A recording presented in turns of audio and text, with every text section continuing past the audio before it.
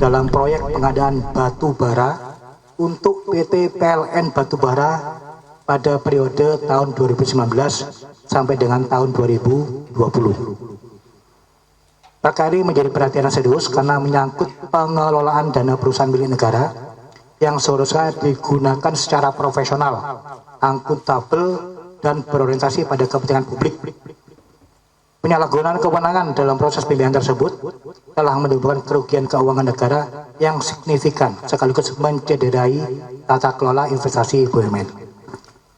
Saudara-saudara sekalian, setelah melalui rangkaian proses penyidikan yang komprehensif serta koordinasi intensif dengan jaksa penuntut umum, berkas perkara terkait perkara ini telah dinyatakan lengkap atau P21, sehingga penyidik telah melakukan penahanan terhadap tersangka sebagai bagian dari proses penegakan hukum sebelum pelimpahan tahap 2 kepada kejaksaan. Dalam perkara ini, Korps Polri, para penyidik telah melakukan penahanan terhadap 2 orang tersangka, yaitu yang pertama saudara IT selaku Investment Manager PT Perusahaan Pengelola Aset Persero, dan yang kedua adalah saudara FSN selaku Kepala Divisi Operasional PT Bintang Abri Sempurna.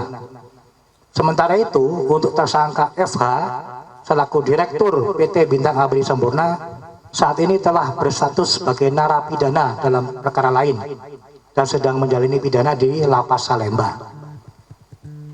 Rekan-rekan media yang saya cintai dan saya banggakan, dari hasil penyidikan diperoleh fakta bahwa fasilitas pembiayaan senilai 50 miliar diberikan kepada PT BAS Bintang Abri Sempurna melalui skema invoice financing. Namun dalam pelaksanaannya dana akhirnya dicarikan mencapai sekitar 67,31 miliar rupiah melalui 8 kali pencairan. Penyidik menemukan adanya serangkaian penyimpangan mendasar antara lain. Pertama, proses due diligence dan analisis risiko tidak dijalankan sebagaimana mestinya. Rekomendasi untuk melaksanakan verifikasi langsung kepada PT PLN Batubara tidak dilaksanakan, padahal hal tersebut merupakan prosedur wajib sesuai SOP internal PT PPA.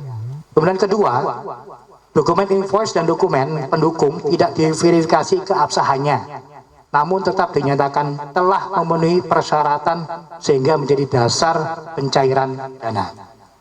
Yang ketiga, pengawasan terhadap mekanisme cash collateral diabaikan, sehingga pencairan tetap dilakukan meskipun persyaratan jaminan tidak terpenuhi. Kemudian keempat, pada pencairan tahap akhir diduga dilakukan rekayasa rekening koran atau bank statement agar seolah-olah saldo rekening jaminan masih mencukupi, padahal kenyataannya tidak. Dokumen yang diduga dipalsukan tersebut kemudian digunakan sebagai dasar pencairan dana berikutnya. Dengan kata lain, perkara ini bukan semata-mata kesalahan administratif, melainkan merupakan rangkaian tindakan yang diduga dilakukan secara sadar, terstruktur, sengaja, dan saling berkaitan, sehingga mengakibatkan dana negara dicarikan tanpa dasar yang sah. Saudara-saudara sekalian, berdasarkan laporan hasil pemeriksaan investigatif kerugian keuangan negara oleh BPK RI, perbuatan para tersangka telah mengakibatkan kerugian keuangan negara sebesar 38,9 miliar rupiah. Nilai tersebut merupakan kerugian nyata yang timbul akibat penyimpangan dalam proses pembiayaan dimaksud. Dalam rangka optimalisasi aset recovery, penyidik telah melakukan penyitaan terhadap sejumlah aset berupa tanah dan bangunan milik para tersangka yang tersebar di Medan, Bekasi, Bogor, Samarinda, dan Sidoarjo dengan estimasi nilai sekitar 14,4 miliar rupiah.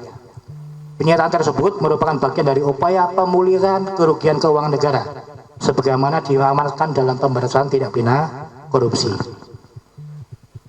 Rekan-rekan media sekalian, penanganan perkara ini menunjukkan bahwa penyimpangan dalam pembiayaan investasi BUMN tidak hanya berdampak pada kerugian keuangan negara, tapi juga berpotensi mengganggu tata kelola pembiayaan sektor strategis nasional, termasuk sektor energi. Oleh karena itu, kami, Kotas Tipikor, tetap akan mengedepankan 3 fokus utama, yaitu menuntaskan penegakan hukum secara profesional, objektif, transparan, dan akuntabel, kemudian memulihkan kerugian keuangan negara melalui mekanisme aset recovery, dan yang ketiga, mengembangkan penyidikan apabila ditemukan keterlibatan pihak-pihak lain yang dapat dimintai pertanggungjawaban pidana. Kami menegaskan bahwa setiap orang memiliki tingkatan ataupun kedudukan yang sama di muka hukum, maka siapapun yang terlibat akan dapat disidik. Demikian kami sampaikan. Terima kasih atas perhatian rekan-rekan sekalian. Wassalamualaikum warahmatullahi wabarakatuh. Waalaikumsalam. Terima kasih Pak Kabako Kotas Tipikor Polri yang tadi sudah menjelaskan terkait penahanan tersangka dari proyek pengadaan batubara kepada PT Perusahaan Listrik Negara Batubara di periode 2019-2020. Baik rekan-rekan, saat ini kita sesi tanya jawab ya. Di sini ada Bapak Kabako, Bapak Kasubdit dan para penyidik. Nanti silakan rekan-rekan media dapat menanyakan hal-hal yang terkait yang sudah disampaikan tadi. Saya buka untuk 3 pertanyaan dulu ya. 1, ada lagi? Siapa? Enggak? Oh, bukan? Nanya. Ya, silakan 1 dulu aja. Sebutkan nama dan dari media mana. Ya, terima kasih. Dan kemudian keterangan P21-nya dari Kejaksaan itu di awal 2026. Dan kemudian untuk tadi yang ditanyakan terkait dengan dokumen yang dipalsukan, apakah ada menerima keuntungan? Betul, dari hasil penyidikan bahwa ada sebagian uang yang diterima oleh PT BAS ini kemudian digunakan untuk kepentingan pribadi, sehingga yang penyidik lakukan adalah melakukan penyitaan terhadap aset yang diduga dibeli dengan uang yang tadi didapatkan dari hasil korupsi. Betul, sejak awal ada permufakatan antara pihak PT PPA, saudara IT, tersangka IT dengan direktur PT BAS. Salah satunya dalam hal manipulasi laporan keuangan tadi. Ada lagi teman-teman? Ya, silakan.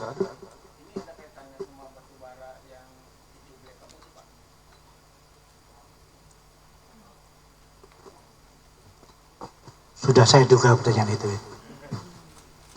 Jadi ini tidak ada kaitannya. Ini terkait dengan tindak pidana korupsi terkait pemberian fasilitas pembiayaan dari PT PPA kepada PT BAS untuk pengadaan batubara kepada PT PLN Batubara di tahun 2019-2020. Jadi tidak ada kaitannya. Baik, terima kasih.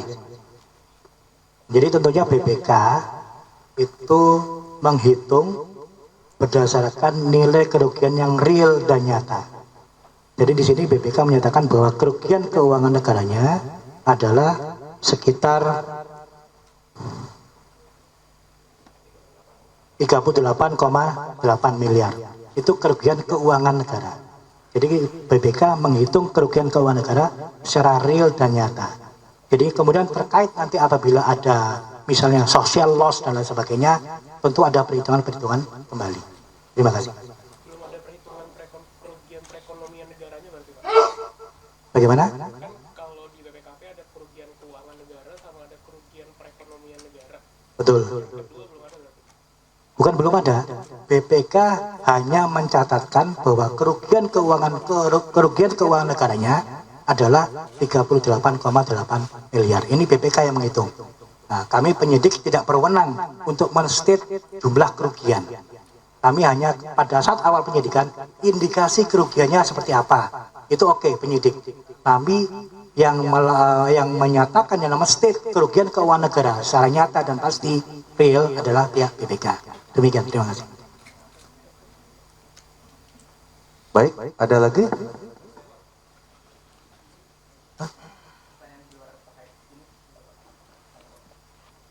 Mungkin kalau bisa di masalah ini dulu ya. Ya, yang lain yang terkait dengan kasus ini, silakan.